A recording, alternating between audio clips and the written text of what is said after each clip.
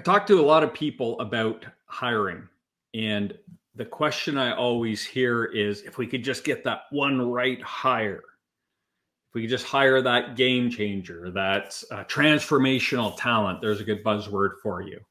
But what is the secret to hiring transformational talent? Is your business set up to do that?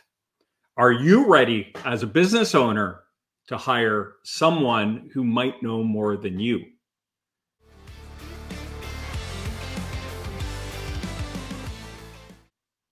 Welcome to the KeyHire Solutions Small Business Podcast. My name is Corey Harlock. I'm the creator of KeyHire, and I'll be your host today. We have a good news, bad news scenario for you. And if you like me, you like the bad news first. The bad news is we don't have a guest. You're stuck with me. The good news is there's no good news. I'm sorry. So it's just us today. But I wanted to kind of spend some time talking about how do you change your definition of what good looks like when it comes to trying to grow your small business and get to the next level and reach those the next goal. As always, if you have any questions, please drop them in the comment box or the whatever you're watching on. If you're tuning in on YouTube, welcome. If you're watching us on LinkedIn, welcome. But if you're please drop questions in there as we go. Happy to answer those. If you like what you're hearing, give us a like, give us a share, give us a follow. We'd love for you to do that. So let's talk about this. Now, we talk about small business. To us at KeyHire, small business is a generic term. We understand that there are 5 different categories of what we call our key owner stages. And this isn't a stage of business. This is a stage of the owner's kind of mindset. And so just to go through those quickly. The beginning stage, kind of the far right stage here, or far left, I guess, if we're looking here, is the overwhelmed business owner. And the analogy is, the wheels have fallen off the machine. Picture the business owner, he's scratching his head. He's looking at his machine, and all the wheels are falling off, and they're just kind of a sense of overwhelm, highly stressed. Maybe they might say something like, man, I don't even know where to start. I don't know what's going on. We used to be able to, this business used to run fine, and now we're all working 60 hours a week. Our only input is time, and we are really just kind of going at the red line here, and I don't see it getting any better in time. In fact, I feel like it's getting worse. Then the next transition would be to the unsure business owner. So we call these the squeaky wheels. So the wheels haven't fallen off the machine, but they might be close to it, right? And they're squeaky, and you hear it, and there's a noise. Now, these business owners aren't as stressed because they're still able to handle the volumes of business, but they're definitely know we have a problem. We can't really point to it yet. We're not at the red line. We're approaching red line. And so that's what the unsure about. Like, I know I have problems. I think I have something over here, maybe over here. So we're unsure about our problems, but we know we have them. Then if we go into the kind of next stage, we call these the curious business owners. And this is the wobbly wheel. So not all the wheels we don't have problems all around. This is a business owner who's curious, and they're saying, I think I have a problem here. But I don't know what my options are. How do I deal with it? What is the problem? So that's our curious business owner. Then the next stage is our growing business owner. And these are business owners who are, if we use the wheel analogy, we're upgrading their tires, right? We're putting low profiles and sweet rims on the car. And these are the business owners that are saying, hey, I'm growing. I know I'm lacking capacity. I know I have some talent gaps and constraints. I know I need to upgrade some roles. Then we get into the 5th and final stage, which is a strategic business owner. And that strategic business owner, we're just adding wheels to the vehicle. These guys are, and men and women are dialed in, and they're like, hey, I know what I need. I don't need you to help me create what this is. I just need you to start filling in roles for me so we can keep this momentum and keep this show on the road. So as we look through those kind of that progression of key owner stages, talent is important. Talent is the one thing in a small business, maybe not the one thing, but one of the most important things a business owner can do to inject experience, capacity, ideas, process, procedure into their business. And that sounds easy to do, but if we look at this kind of statistically, the 3 biggest hiring mistakes a business owner makes when they do DIY talent acquisition or recruiting or hiring is, number 1, they don't clearly define what they're hiring for. So they go in with a "I'll know it when I see it" attitude. Number 2 is they hire for current needs and not future needs. So we're doing $10 million a year. I need someone who can just help me today, come in here and put some fingers in some holes, stop the bleeding, with no eye to the future. Because what happens is if you hire someone for your $10 million a year business, and that $10 million, you've maximized their capacity and ability, what happens when you go to 12? What happens when you go to 15? You're in the same spot. You had a high performer at 10, at 12, they struggle. And then we go to 15 and now they're really not able to perform. And as a curious business owner, you might say, I have a problem right there. Now, what do I do about it? The third mistake that a business owner would make is they don't have the right hiring process, or it's ad hoc. We're going to bring them in. We're going to do this. We're going to do that. Oh, so-and-so was in here. Let's bring them back. I did a pre-screen. They sound great. All the biases kick in, right? I love them. They think like me. We're not hiring for complementary skill sets. We haven't designed the role. We haven't thought about adding capacity to the role. And then when it comes to a process, we haven't created a hiring process that will complement the first 2, right? So we haven't built questions around capacity, experience. We haven't designed a role saying, well, I'm really strong in this area of the business. We need someone who's really strong over here, so then we can work together and build a better process and procedure. So we understand what the mistakes are, and we understand kind of what our key owner stages are. We have the overwhelmed, the wheels are off the machine. We have the unsure, squeaky wheels. We have the curious, wobbly wheel. We have the growing, upgraded wheels. And then we have the strategic, adding wheels, right? And so how do you change your definition of what good looks like? And the first and key element to all of this is understanding where you want to go. Now, when we work with clients, one of the first questions we ask them are, what are your goals and aspirations for this company? And, I have a client right now and their answer is, we want 12% year-over-year growth for the next 10 years. Really clearly defined. Now, some people, their goal might be, I want to double my business in 5 years. Some people might say we're at 10 now and we want to be at 30 million in 8 years. Some business owners' goals might be, I want to grow my business and I want to have dinner with my family twice a week. Or I want to grow my business and I want to be able to go away for the weekend and know that the building's not going to burn down. Some people might say, I want to grow my business and I have a summer home that I would actually like to spend time at. So I'd like to be able to take big chunks of time away from the office and know that business will run. And the only way you can accomplish any of those goals is by putting what we call professionals. It's not, we don't own the copyright on that term, obviously, but you want to put a professional in these roles where you might have someone who is doing the best job they can, giving you 100%.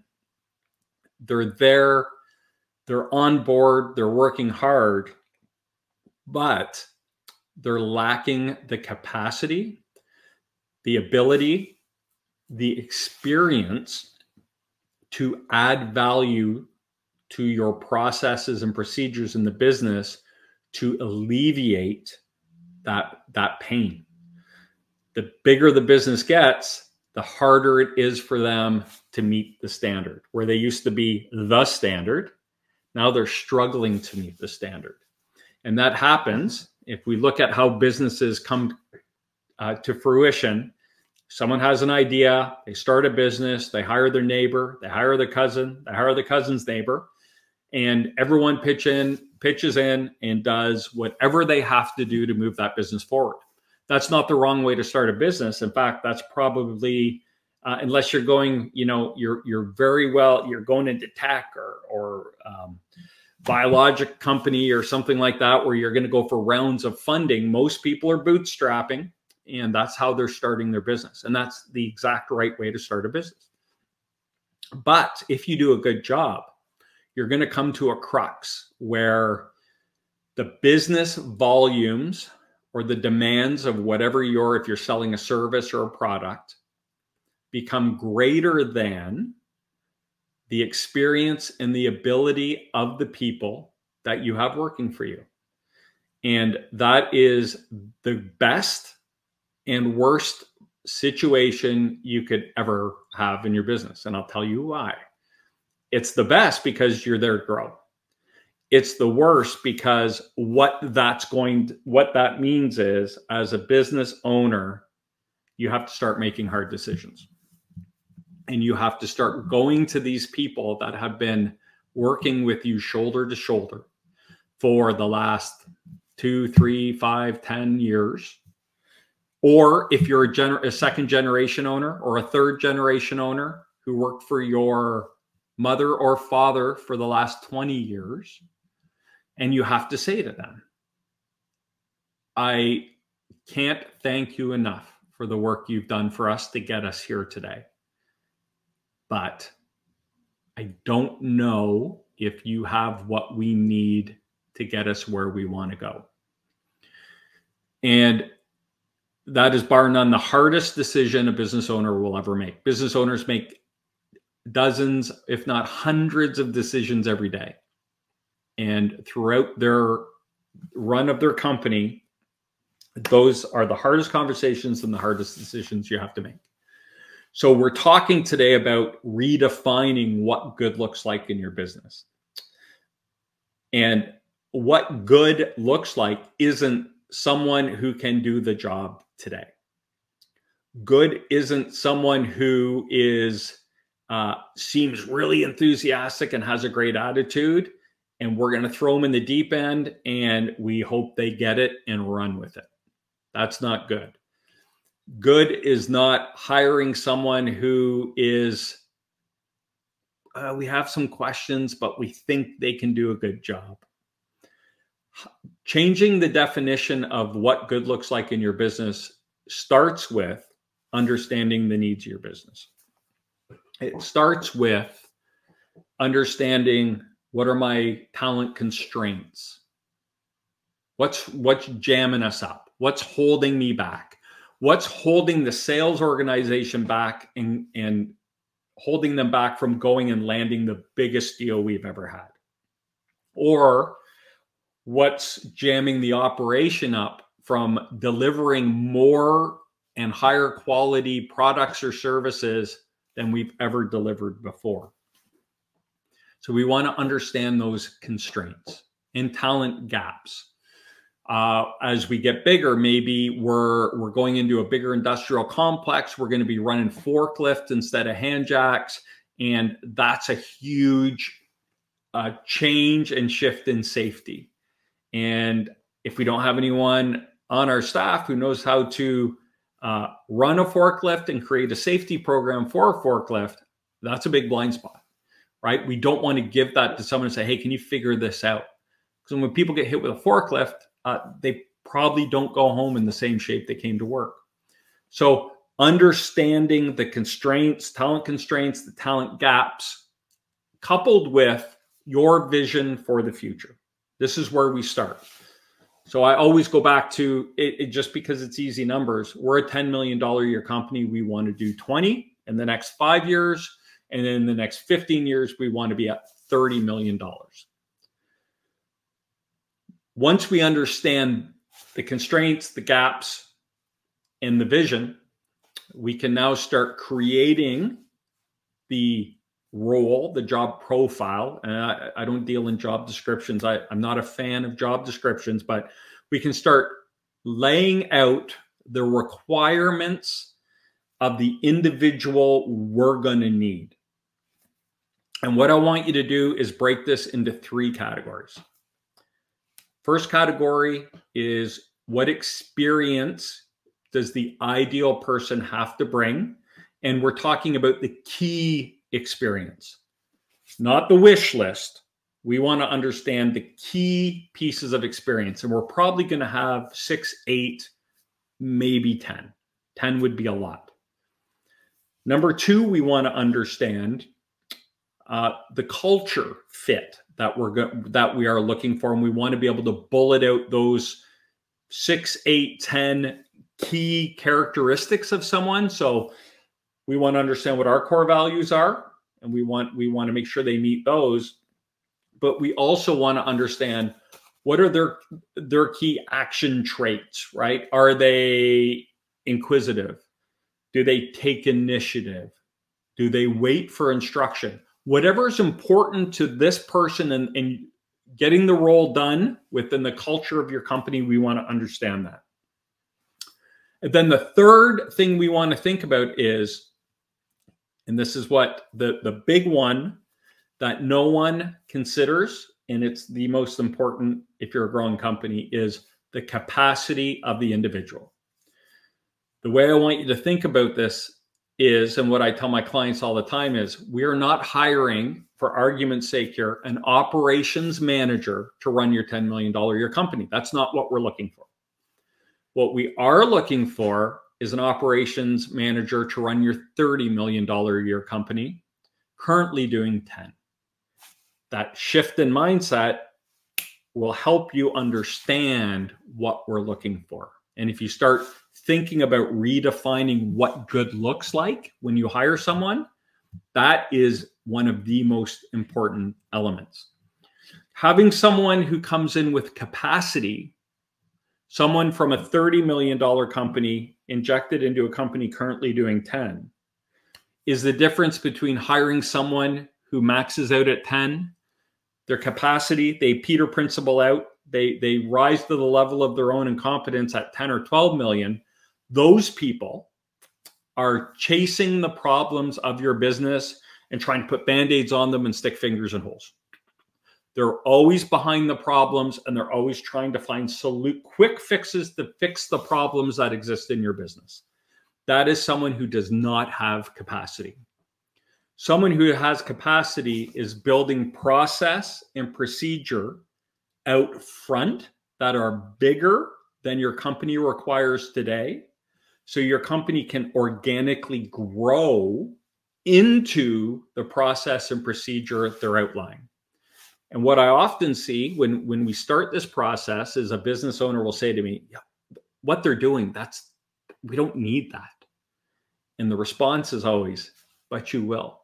They understand the mission, and they're putting things in place. They're creating a foundation for you to grow organically and responsibly into that space. When you get this right, when you understand what those key pieces of experience are, and this is not like added hard worker. That's not what we're looking for. If I'm looking in a manufacturing facility that's doing $15 million a year and they're getting jammed up because of process and procedure, they can't deliver, or their OTDs are late, or their quality is suffering, or people are getting hurt on the job, we definitely have a talent gap and a constraint here. If that's happening in your business, there is a constraint. And if we can build the right process and procedure around that, that will go away, right? Things will get more efficient. Your on-time deliveries will improve. Your quality will go up. And that's what the right professional can bring to the table. The unintended consequences of bringing in professionals with the capacity to make improvements in your business are your business runs better and you have more time. When you hire someone who's better than you are in a specific area of your business and they are a professional with capacity, they'll take responsibility. They will set your operation up to run more efficiently. They will require less of you so you can focus on other parts of the business, or you can leave at a reasonable time and have dinner with your family, or you can go away for a weekend and know that you have a capable leadership there to take that business over for you or to run it for the weekend. But there are some challenges. So that's the easy stuff. What we just talked about, defining what that right person looks like, putting a process in place that is going to get that person excited about your opportunity, putting a package together that will excite them and tempt them and make them say, yes, I will come and work for you, and not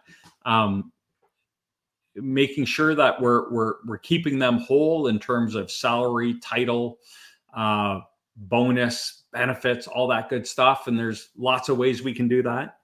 That's the easy stuff. What the hardest part is, as for a business owner, and there's a couple points here, but the first one is understanding that as you integrate this business into your organizational structure, the business owner has to change. We're managing a different animal here. We're managing a professional. We're managing someone who might understand the job better than we do. And some of the things they do, we might not understand. And we're going to have the courage and humility to go to them and say, I trust you're doing the right thing, but can you walk me through this and help me understand why we're doing this? I'll give you a great example. We have a great client and we put a director of ops in there and we were so excited about it. And I checked in and the owner's like, well, I think he's going to be good, but right now they seem to be focused on the wrong thing. And after I talked to the ops manager, I came back and I was like, no, they're focused on the exact right thing. But we just needed to have a conversation about it because the work they were doing was foundational work, and it wasn't addressing the problem he had today, but it was he was laying a foundation to eliminate a lot of those problems going forward. And so they weren't chasing the problem at hand. They were looking into the future and building a process and procedure for that company to kind of responsibly grow into. So we as business owners have to have some humility and an understanding of, I need to step back and let them do what they do. I'm not saying on day one, there's a filling out process here. We need to establish trust and we need to understand what's happening, and we can't let everything fall apart while we're building this process and procedure. As business owners, we need to step back and be a little humble and say, okay, I'm going to believe in the process. I'm going to trust in the process and see what happens. That's one of the unintended consequences. Number two, and I kind of touched on this, is, they're going to bring things to the table you've never heard of, concepts you've never heard of. If we bring in an operational manager and they're trained in lean, they're going to start doing time studies and all these things that, as a business owner who's had their head down for 10 years, we might not know anything about. So it might look like voodoo to us. And so we have to be open-minded and understanding of the things they're going to bring to the table. So those are some of the unintended consequences. And that's the hard stuff, is changing that our mindset from, we've been in a position where we've had to jump in and help, and we've had to challenge people to meet deadlines, and we've missed deadlines, and we've had to work extra hours. Those are all the right activities. But as we grow and we structure our business to grow, and we start putting the right people in the right seats with the right experience and enough capacity to grow that business, the business owner's life, and this is a crazy concept, will get easier as your company gets bigger. In fact, I have one business owner who's setting record years and said to me one day, he's like, I'm starting to feel a little guilty. I don't really do I don't do much around here anymore. But he has this amazing leadership team that is just driving the bus, and they're doing great things. You can always find a way to stay engaged, but it is possible. Now, depending on your leadership or your key owner stage, the overwhelmed owner, that progression is going to take longer. The other thing mindset we need to switch is we often have this thing, if I could just hire the one right person, my life will be easy. And it doesn't work like that. We have to eat the elephant one bite at a time. So we have to take the wins, right? If we hire the first right person, your life will get easier. Then we hire that second great person and your life gets a little easier again. And so on and so on. And 6, 12, 18, 24 months down the road, you have the business you dreamed of, but you also have the life that you've been craving and missing as well. So when the key takeaway from all of this rambling is this: if you want to change your definition of what good looks like in your business, remember this. We're not hiring someone to run our $10 million a year business. We're hiring someone to run our $30 million a year business, currently doing 10. And if you get your head around that, you're on the road to redefining what a good leader looks like in your business. And remember the 3 key elements. We want to know those key pieces of experience. We want to know culturally, what are we looking for in terms of their actions, in the way they speak. And the third and most important is capacity. Do they have more experience? Do they have more knowledge than we need today? And if you can package those 3 together and create the right process and the right offer for this transformational talent, these big ticket items, then you're well on your way to putting the right people in your business. And once you put those people in your business, if we get it right, you will start to understand what good looks like in your business. And you will definitely redefine, your definition will change once you see a professional up against, someone who maybe doesn't have the formal training and has been struggling for a while. So that is what we have today. I hope you enjoyed. I hope you got some value out of that. If you like what you heard, hit that follow button, hit that subscribe, hit that share. We would appreciate it. And hopefully on our next episode, I think this is season 2, episode 12, we were going, or 12 or 13 here this week.